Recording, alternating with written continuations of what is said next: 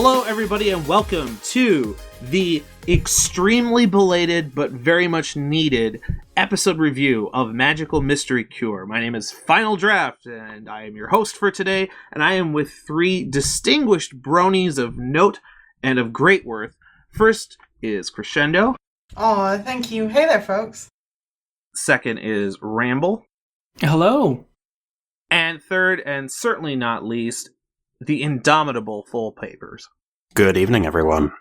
And today we are going to be talking about Magical Mystery Cure. Now, I want to make a couple of quick notes before we delve into the episode, which is that first, this episode has been heavily reviewed. Right now we're recording in late October 2013, and this episode was released in February of this year. So there's been a solid 8 months of reviewing, discussion, complaining, lambasting, laughing, all sorts of material out there about this episode. So instead of dwelling too much on the plot points of the episode, we're going to be talking more holistically about the various questions that this episode brings up. Furthermore, we're going to be talking about it in the context that there's less than a month until Season 4 premieres, which I know I'm excited for, and I know everybody else with me in this review are excited for. So, without further ado, let's begin. This episode is a musical, and it's structured like one, and it starts off right away with the song by Twilight, Morning in Ponyville.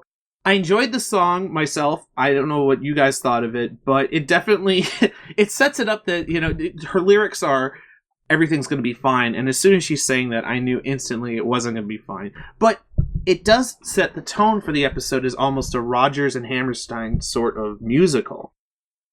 Well, the song is obviously over the top. It's very much a musical. It's Twilight's turn to have a parade through Ponyville with choreographed dancing, but we see a favorite of yours in the crowd as well. Yes, Best Pony makes an appearance. I didn't see Rainbow Dash at that part. And I don't think Luna makes an appearance until later on. Mr. Davenport of Quills and Sofas. One day you'll learn to appreciate Davenport for all of his glory. For all of his 2 lines. They're the 2 best lines. That being said, weren't you wearing a Davenport t-shirt at BronyCon, if memory serves? I may well have been. Yeah, these things have been known to occur. But anyway, very soon after the song ends, we find that Morning in Ponyville is shimmering for the wrong reasons because everybody's cutie marks have been swapped around. Rarity is trying to attempt weather. Rainbow Dash is trying to care for animals. Fluttershy is making a almost adorably pathetic comedian. Applejack is a terrible seamstress, and Pinkie Pie is a terrible handyman. Yeah, they all end up in the role worst suited for them. Especially with, Fluttershy being the party pony. She's literally the most unsociable of this group. After a song about predestination, which we will also discuss a little bit later in the review, what my cutie mark is telling me, Twilight realizes that the cause of all of this confusion could be this episode's MacGuffin, the Notebook. Not to be confused with the 2004 American romantic drama. Now, was Starswell's book not the same book that appeared in the last moments of the Season 3 opener? The Season 3 premiere? Yeah, that is the same Notebook. They framed that episode as a test of Twilight's ability to see if she was, quote, ready for the challenge. And I remember when that aired, there was a lot of ooh and oh going around the internet about it. It was the very obvious, mysterious item, and it was fun to see it appear in this episode. Well, it basically had no choice but to appear in this episode. It was either going to be shown in the first episode and then come back at the very end, or something introduced gradually over the episodes, and as that wasn't the case, we had it right at the end. Yeah, it's the Chekhov's gun. It's Starswell's book. If a book appears in the pilot of the 3rd season, then it must turn someone into an alicorn by the end of the season. This is only natural. It just feels like a wasted opportunity that we never saw the book again until now. Yeah. They could have been building up the mystery of it or its significance, but they chose to ignore it. And so you forget about it, and I'm sure a lot of people forgot about it. So it makes the book's appearance in the season premiere almost irrelevant. Yeah, I agree with you. They could have made mention of it or included it in the stories of a few more episodes. But there were some character-based episodes in season 3 where it really wouldn't have made an appearance. This is one of those epic episodes as opposed to a character episode, but we can get into that a little bit later.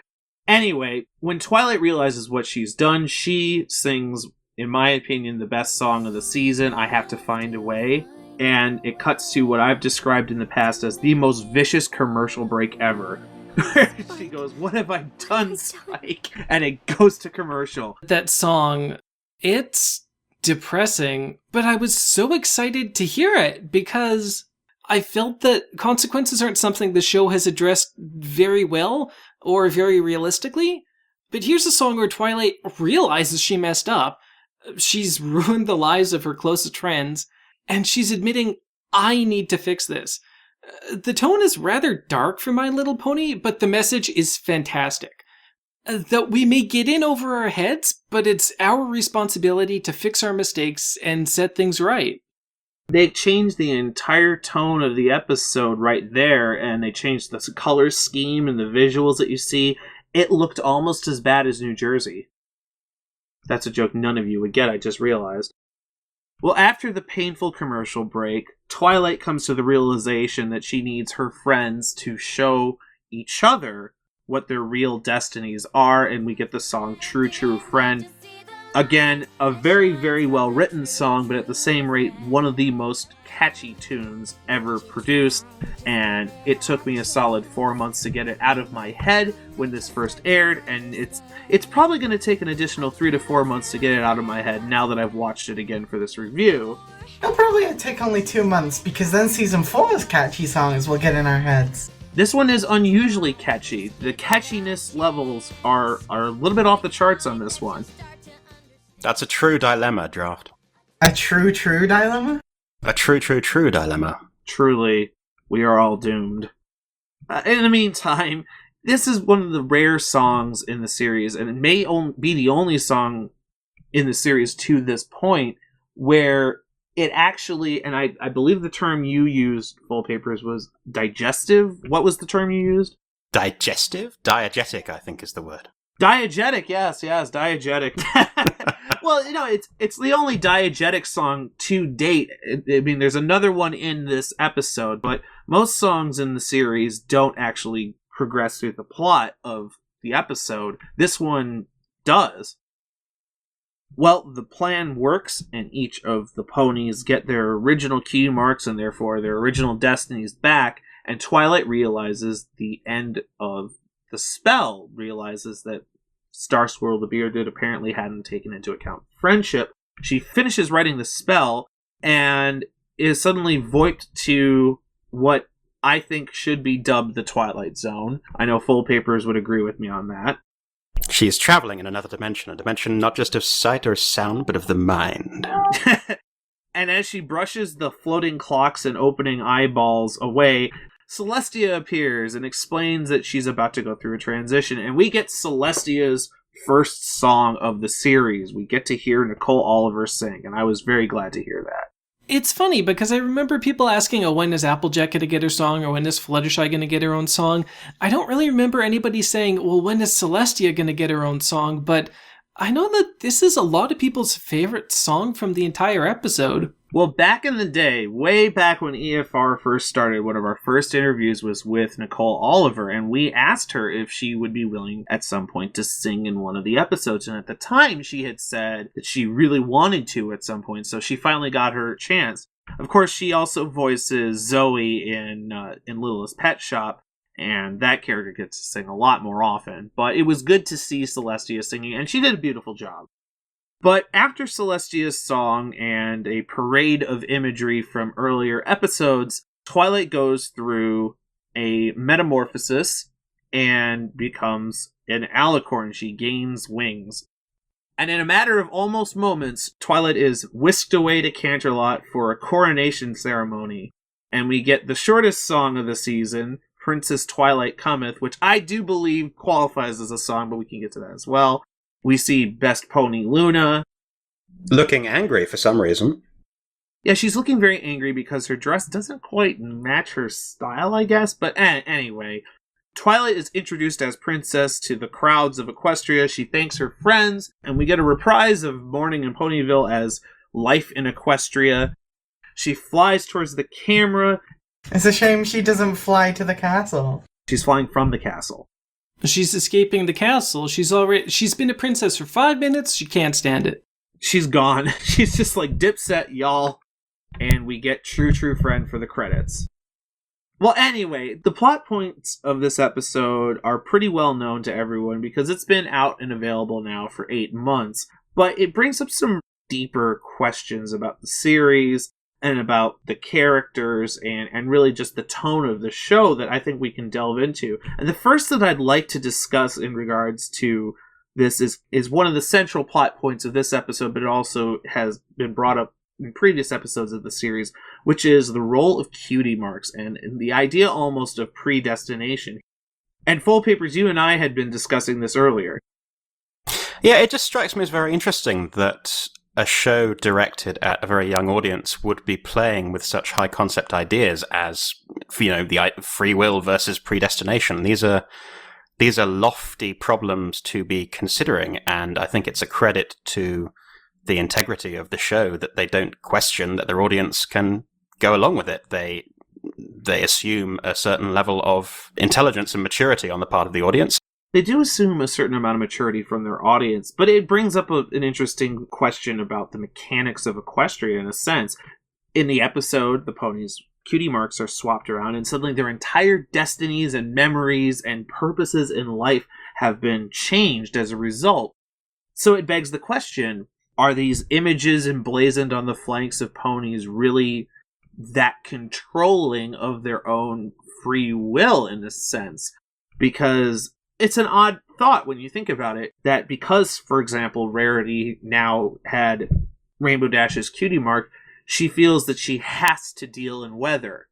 And that to me was an odd thought, because it had been alluded to in earlier episodes, especially in Cutie Pox, and as well as the episodes featuring the Cutie Mark Crusaders, but it had never really been blatantly described in this way. See, my thought was that when it at least came to this episode, and this is discounting Cutie Pox, it's a whole different barrel of fish. In this episode, it could be just due to the spell alone. It doesn't obviously affect other ponies. We can't tell what the long-term effects are, etc., etc. So, in my opinion, it's just down to the spell. It's not like they have these cutie marks, they must do this. Because it's also evident that when Twilight goes to them singing the song and switching their cutie marks back, she doesn't cast the spell to switch them back. She just reminds them of what they're actually good at.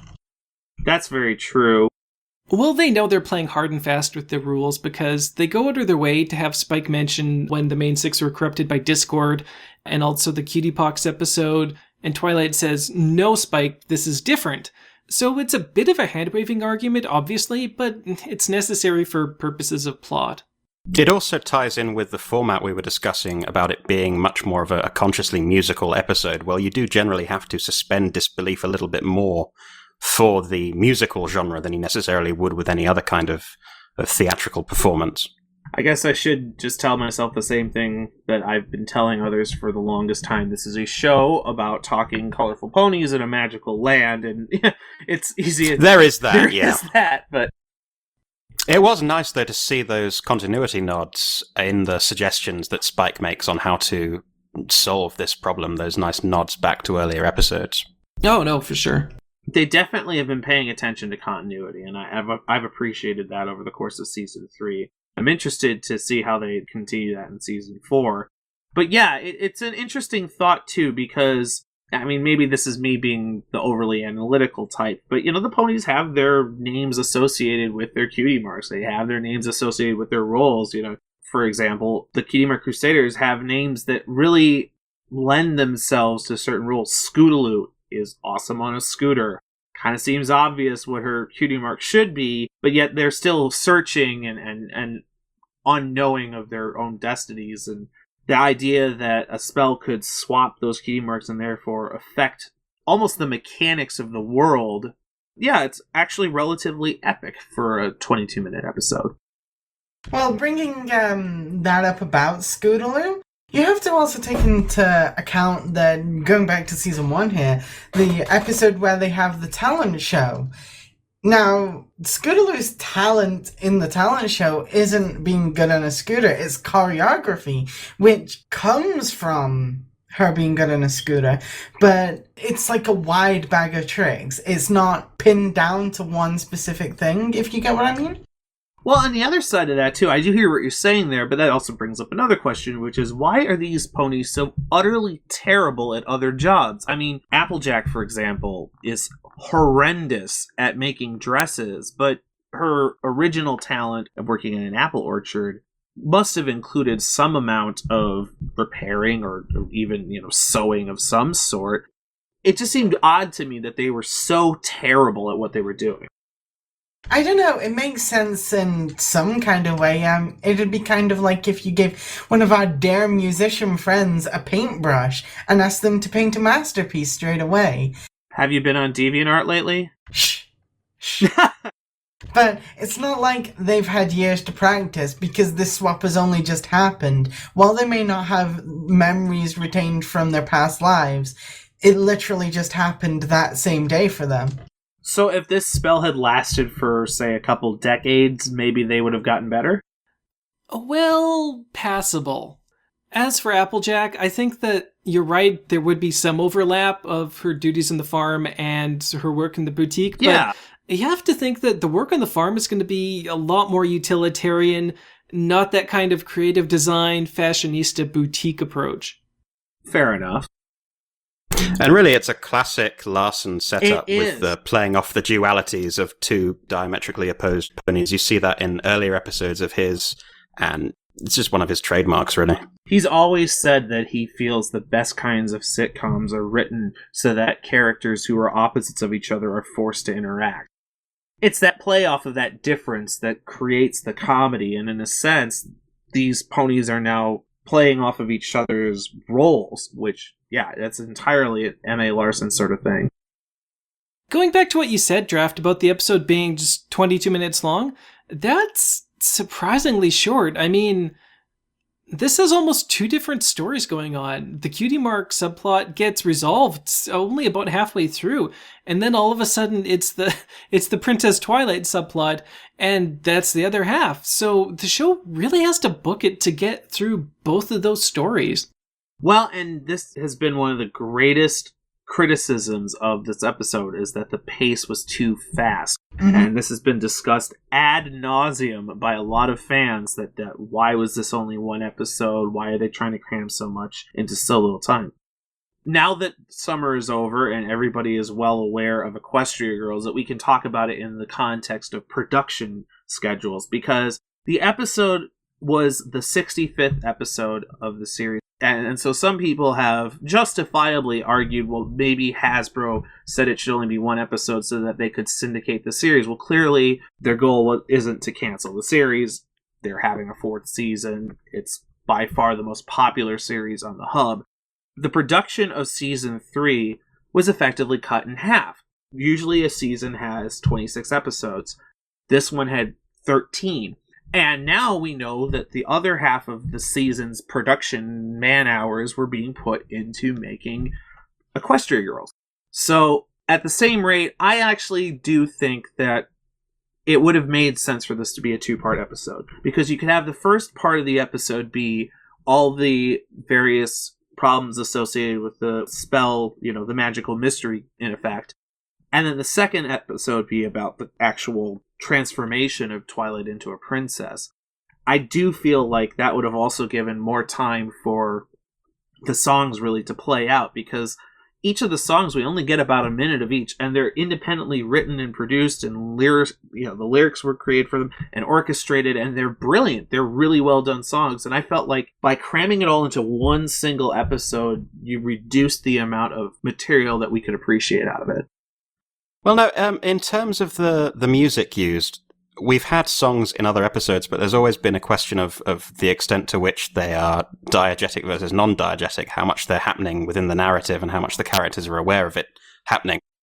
Yeah, I think that it really comes down to this being in a musical format that they can get away with so much going on. With Winter Wrap-Up, the song is a fun way to explain the event to the viewer, but it doesn't further the plot. While with A True True Friend, the song is the climax, and they're actually resolving the plot inside of the song. And by the end of it, it's over and done with, and Twilight solved everything. So the episode is brilliant in that respect, but I do agree with so many people asking, well, why is Twilight becoming a princess? If it had been broken out into its own episode, they would have had more time to discuss the rationale behind the change, instead of just, well, this is happening now because... Celestia's Bella does touch on that point beautifully, but superficially. While I do believe this would have been a better 2-episode arc, I think they did a fairly masterful job of, well, cramming the material into one episode. While it was slightly rushed, it wasn't incomprehensible, and it wasn't so rushed that it felt out of pace. You know what I mean? It was manageable. It was manageable. That's a very good way to put it. No, definitely, especially considering that this isn't one or two ponies' problems. They have to set up and resolve each of the 5 characters' individual problems, and that could easily chew up a lot of the time. It's worth remembering, too, in the run-up to this episode, all of the concern over the 2 major developments, Twilight becoming an alicorn and Twilight becoming a princess. I think in the aftermath of this episode's airing, not all of the people who had been concerned over those developments, but a lot of people who had been quite concerned over those developments were quite satisfied with the way the episode had played out. I think with those 2 developments in place as sort of requirements of the plot of the episode, I think they handled them very well. It was common knowledge, effectively, that she was going to become a princess and that she was going to become an alicorn. They were marketing the episode as such. And there was a lot of concern it was going to be treated almost arbitrarily. That oh yeah, now she's a princess. And here we go, buy toys. I think that was a real valid concern that a lot of bronies and other audience members had. But yeah, I agree with you that the way that they approached it in the episode and the way that they resolved that episode, it assuaged a lot of concerns. Well, yeah, you look at the coronation itself as maybe 5 minutes of the entire episode, and it reminds me so much of what happened when they said, oh, the royal wedding episode, and everyone's like, oh god, they're doing a wedding episode. But that gave us Chrysalis, that gave us the Changelings. Arguably one of the best episodes ever. That gave us a really good episode of Friendship is Witchcraft. And people seem really quick to forget all of that. And as far as people being placated by how the episode turned out, I mean, you're still seeing people say, oh, everything is over now because Twilight's a princess, as if there's nowhere else for her character to go. I mean, yeah, it is kind of closing one chapter in Twilight's story, but to say there's nothing left to do with the character is almost doing a disservice to the writers who have time and again managed to churn out something that goes beyond people's expectations. Honestly, I think it's telling that almost every production staff member who's been interviewed about this has said that season 4 is going to be this amazing, epic thing. That because now that Twilight is a princess and an alicorn, it kind of opens the door to a lot of larger adventure-based storylines. And that's actually made me excited for season 4. As opposed to, yeah, back when this episode first aired, there was a lot of concern because we didn't have that kind of perspective at the time. I think it also just opens up a lot of character beats, really, for Twilight to go through. I'm quite interested to see the juxtaposition of her sort of neurotic, adorkable self with how she handles these new responsibilities of being put in this position. I mean, her role in equestrian society has changed, but she's not changed personality-wise, so that the conflicts that can arise from there's a lot of places one can go with that story-wise, and it should be good fun to watch. Well, that does bring up a huge question, though. What specifically does she do as a princess? She flies. She crashes. Exactly. There's already roles fulfilled by 3 pieces of royalty. There is Cadence, there is Luna, and there is Celestia. I nearly forgot her name. And obviously those 2 perform the role of Rising the Sun and the Moon. What's Twilight to do? I mean, I know there is obviously a time period called Twilight, But it's not like she has to assist in the moon rising or the sun rising. She's the patron pony of graduate students. Well, with Cadence, her special talent, her magical talent is love, and with Twilight, clearly it's, magic and friendship specifically. So I think it's more of a convocation as Celestia's grad student with a degree in applied friendship. Well, that's always been the nature of this show. In fact, the pilot really laid this out, and sometimes it's easy to forget this. This show was about an introverted, asocial person learning the value of being social, in a sense. And this is almost an extension of that, because she, even while studying friendship intensely in the library multiple hours a day and writing checklists of everything she needs to do, she becomes this princess now, and she's going to have to find a way to, in effect, act extroverted as an introvert. And that's an interesting idea. Well, you grow up, you get responsibilities. And I think that on the princess front, people conflate princess equals Disney princess. And that's not really the case here. I mean, look at the season 3 opener. Cadence was in the Crystal Empire in an official capacity as princess, and she looked pretty haggard. She was worn out, and by the end, she was being thrown as a javelin. I mean, that's not exactly what you expect to see from a princess.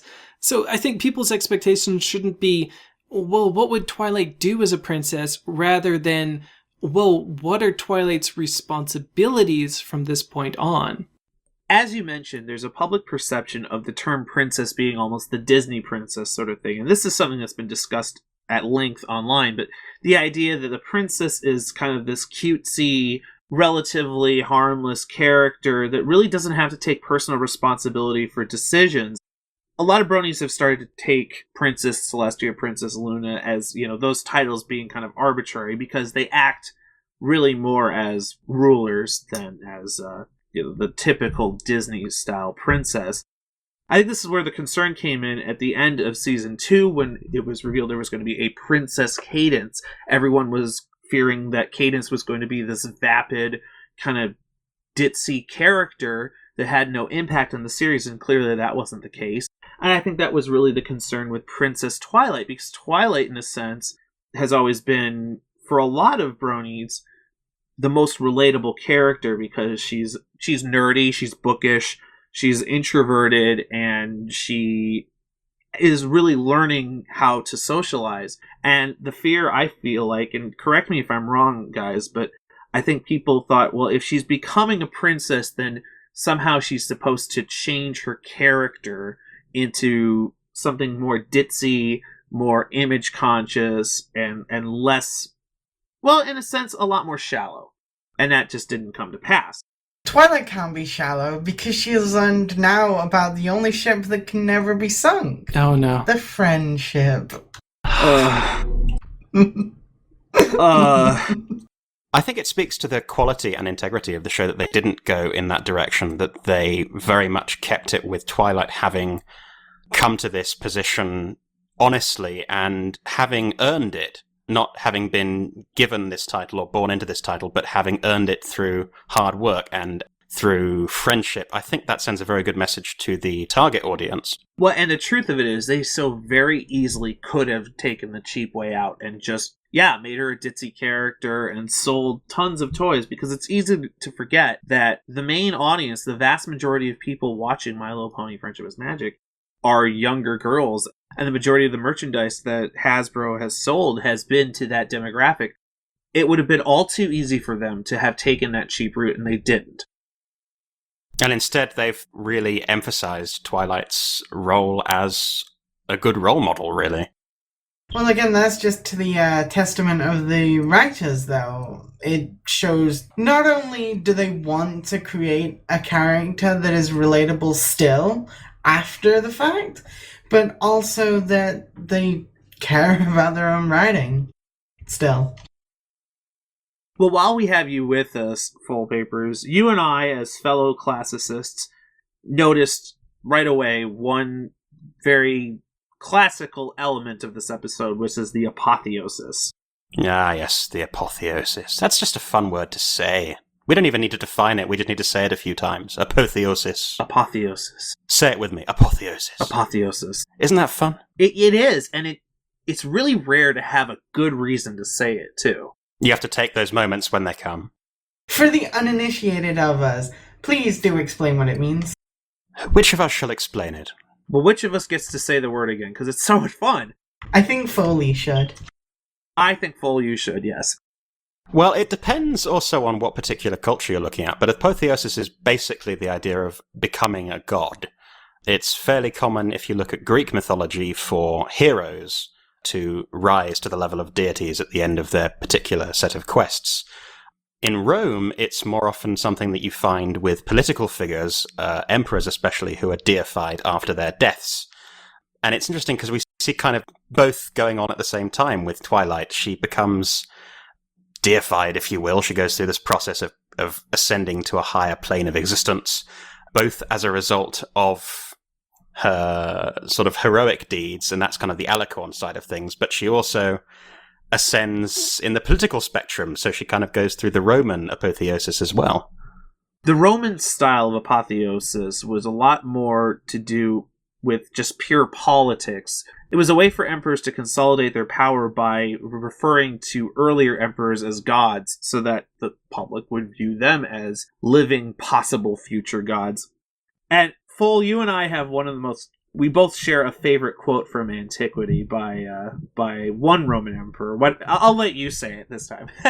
I think you're talking about Vespasian, who on his deathbed, and knowing that he would be deified by the Senate upon his death, had the famous last words, "I think I'm becoming a god."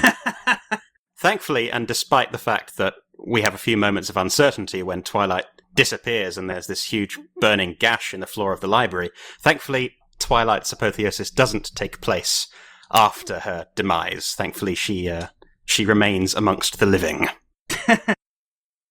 Honestly, I think you guys are reaching a little bit too far with this whole godlike imagery. I mean, if we had that, why don't we see Twilight descending from the heavens? Oh, wait, yeah, we do. We do. She's a star child.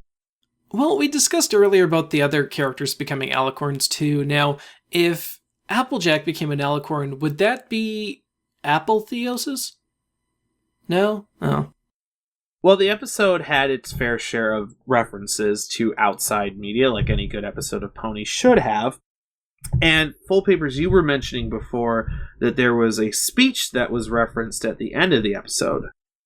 Yeah, it's a part I particularly like, and I'm not really a huge baseball fan. I don't really know it all that well, but I'm pretty sure the line that Twilight says that she feels like the luckiest pony in all of Equestria, I think that's a reference to Lou Gehrig, who was a baseball player back in the day, very well respected, who had to retire due to illness, the illness to which he ended up giving his name, Lou Gehrig's disease.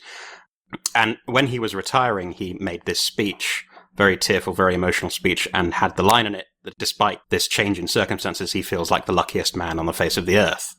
So as I recall, I think M.A. Larson, the writer of the episode, has confirmed that that was an intentional reference, but it's a nice little nod to other famous speeches.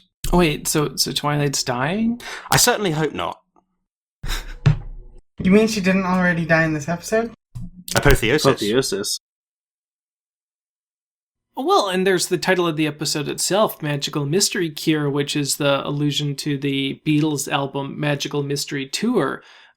But I kind of think the episode is a little light on references, but considering we've been saying they were pushed for time, I'm not too surprised.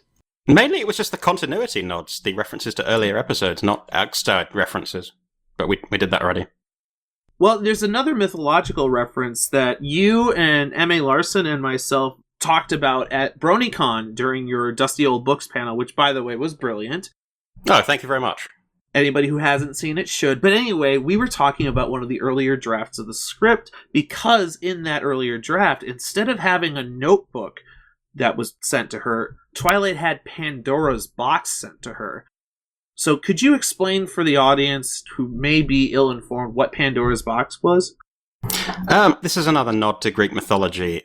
To start with, it was actually more of a jar in most translations, not really a box. But this was basically a jar that had in it evil, all the ills that would befall the earth, and Pandora was tasked with keeping this box and not opening it under any circumstances, but of course, sort of compelled by curiosity, she did, and evil escaped into the world, and the only thing that was left in the box that she managed to keep within the box was the spirit of hope. Given that the book is seen in the season premiere, obviously the decision to move away from the Pandora's Box myth would have to have been done pretty early if it was incorporated into the first episode. Do you think that maybe the rationale behind that was ultimately it doesn't quite fit the direction the episode had to go? There's also the possibility that the book could have fit in with the Pandora's Box story. They could fit them both in together at the end. There was no limit that once the book is in there, that is what they definitely have to go with. I think you still see echoes of the Pandora's Box myth. Obviously, they chose to go in a different direction, specifically with the book instead of the box, but you still have the same question as to whether or not Princess Celestia intended for Twilight to make the mistake with the book and then rectify it. Just as in the Pandora myth, Pandora expects to be punished by Zeus, but Zeus actually intended for her to make this mistake in the first place and didn't punish her. So there's a question of who is sort of manipulating whom. That still carries over, despite the fact that they made the change from a Pandora's Box reference more to the book.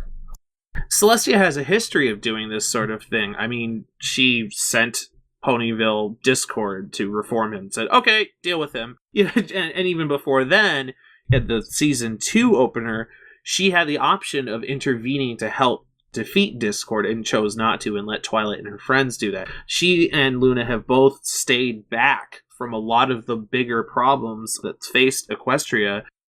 Another good example is Sombra and the Crystal Empire, so that Twilight could take the opportunity to learn something from the hardship. It's been a recurring theme. I think in TV Tropes terminology, Celestia is the master of the Xanatos Gambit. Isn't that from Star Trek? Or am I thinking wrong? Sorry, it's... No, it's good. Say it again. No, it's... Never mind, good. Just erase that, don't worry about it. No, it's... The Xanatos Gambit is just the idea of someone playing the long game, someone thinking several steps ahead in advance and manipulating things and making things appear to happen either by chance, but really having accounted for them and knowing where things are going and planning accordingly. So it's manipulation without the external appearance of manipulation.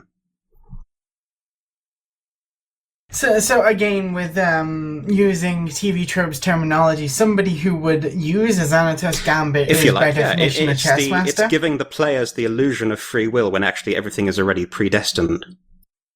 Or would that be the puppet master then? I'm unsure.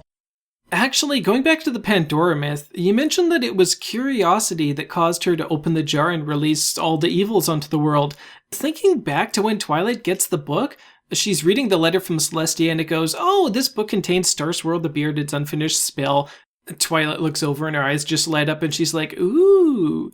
Knowing Twilight, that's exactly what she would do as soon as she heard about it, right? Of course she's going to open it up and read it. Yeah, exactly. There's that element of temptation. That curiosity shared by both of them. Well, so looking at this episode and its impact on the show, and then really its impact on the fandom, looking at the episode holistically, Twilight becomes a princess. In terms of the show itself, the most immediate impact was on the movie that was released over the summer, Equestria Girls, where Twilight is still a princess, but we don't really get much indication of what her new roles or responsibilities would be. They made minor references in that to the fact she has wings, but we don't really see a change. So it's been more interesting to watch the impact on the fandom, because there are still a lot of bronies out there who are really bitter about this change in Twilight. And I was wondering what your thoughts were on that. I can really understand their concerns, because all of us sort of built our affection for Twilight on her being this kind of adorable character to whom we could all relate. And change is scary, and the fear that suddenly she's not going to be as relatable. She's going to be a completely different character. But if you look at some of the work that's come out between seasons, specifically G.M. Barrow's book, it's Twilight Sparkle and the Crystal Heart Spell, I think. In that, and you can argue the degree to which that's canonical with the show. Megan McCarthy has said it is. It's 100% canon, so. There we go then. But we do see a little bit of Twilight exploring her new role as a princess, trying to come to grips with it and learn what her role really means. I've read it, and I took a lot of comfort from that in seeing that she is the same old, adorable Twilight, just trying to come to grips with this new position. There's one line in the episode that sums that up perfectly, where she said, "Is there a book about being a princess?" Exactly, yes. I mean, that's as sure a sign as any that things are going to be okay. Everything is perfectly fine. You know, almost these people who are concerned ought to be singing that song, Everything in Life in Equestria is Fine. Yes. Well, everyone should be singing that song anyway, because things are always better if you're singing them. I think that looking at the post-season 3 canon material, that even Equestria Girls itself, even though she doesn't have a unicorn horn or the wings, it's almost a good introduction to Twilight as a princess, because when she moved to Ponyville, she just had to make friends. It's kind of what she was sent there for. But in Equestria Girls, it's, okay, take these people who you know get along, but for whatever reason currently hate each other, you need to resolve this problem. And I think those are two very different tasks. Making friends is very different than handling interpersonal conflict, which can be more of a volatile situation. So I think from that angle, even then you're saying Twilight Sparkle do more princessy things.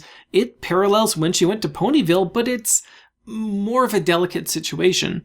It really demonstrates her growth as a character, but it's growth that will continue. It's not really an ending for her at all. At the very least, it's a growth of a pair of wings. The only thing it could say would be an ending for her is the ending of her time as a student of friendship. She is now a master of friendship. Well, I almost think she's in some regards still a student, because she's now got to learn about friendship and leadership and the interaction of the two. At the same rate, there are only a few very vocal people upset about this apotheosis. That in reality, I think most bronies have accepted this change, and that it's not really impacting Twilight as a character, it's impacting Twilight's role in the show.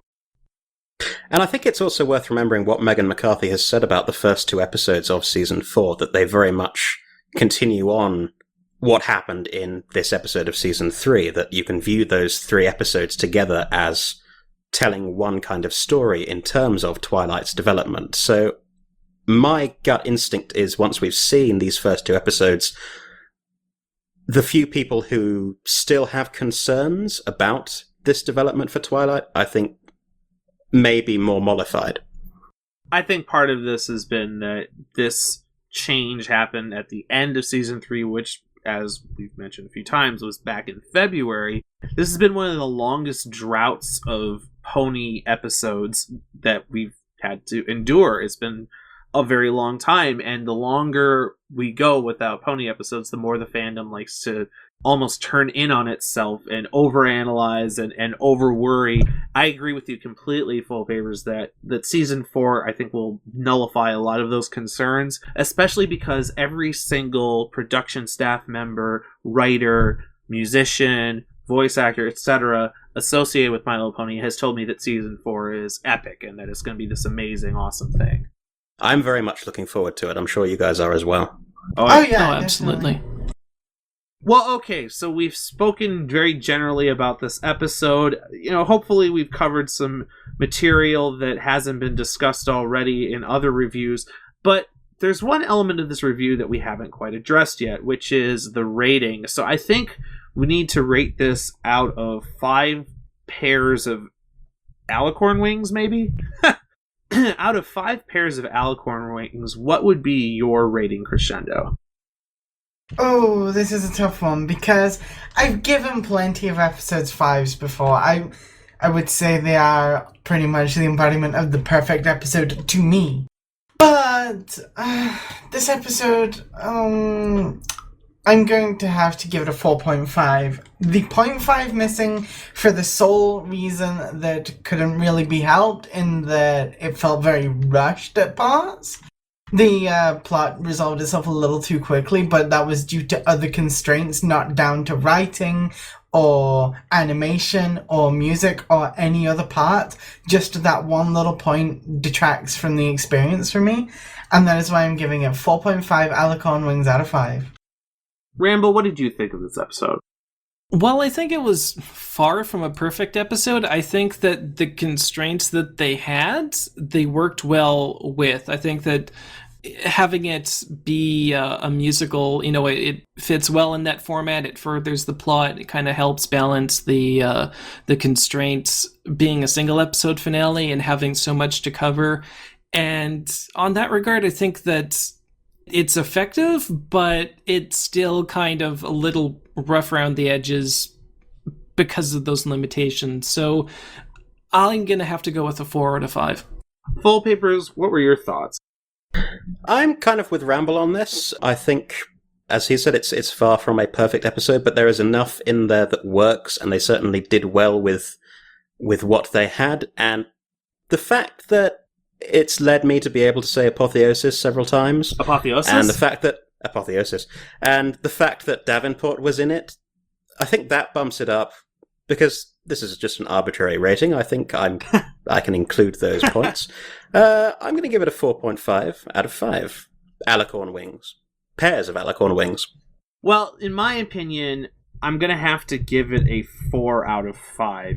But that being said, I'd like it to add an addendum here, which is that I think medals should be issued to both M.A. Larson as well as to Stephen Andrews and Daniel Ingram, because they were restricted to one episode, and that was not by choice in their regard. So I feel like they deserve a lot of credit for being able to pull this off as a good episode while still having to cram just so much into it. This would have been a 5 out of 5 for me if it had been a 2-episode arc, but it wasn't. So I feel because it was too rushed, and I have to take that at face value, I'm going to give it 4 pairs of Alicorn Wings out of 5, because when I look at the entirety of Season 3, episodes like Sleepless in Ponyville stand out to me as much better in general. That all being said, I enjoyed the episode thoroughly, and like I said too, I have to find a way. One of my favorite, if not my favorite, My Little Pony songs, and that definitely is worth some credit. I suspect you're rating Sleepless in Ponyville higher simply because Luna gets more screen time. We don't worry about such things. Just saying. If for more information as to why I rated that higher, watch our episode review of Sleepless in Ponyville. But yeah, to me, it felt like this episode, it was too rushed for it to be given a perfect rating. But at the same rate, it was brilliantly done. All right, well, everybody, thanks so much for tuning in to our episode review of Magical Mystery Cure. I promise that as Season 4 airs, we will be releasing episode reviews on a more timely basis. But anyway, I want to thank Crescendo, Ramble, and Foal Papers for joining me today. Thank you for having me. Oh, thank you.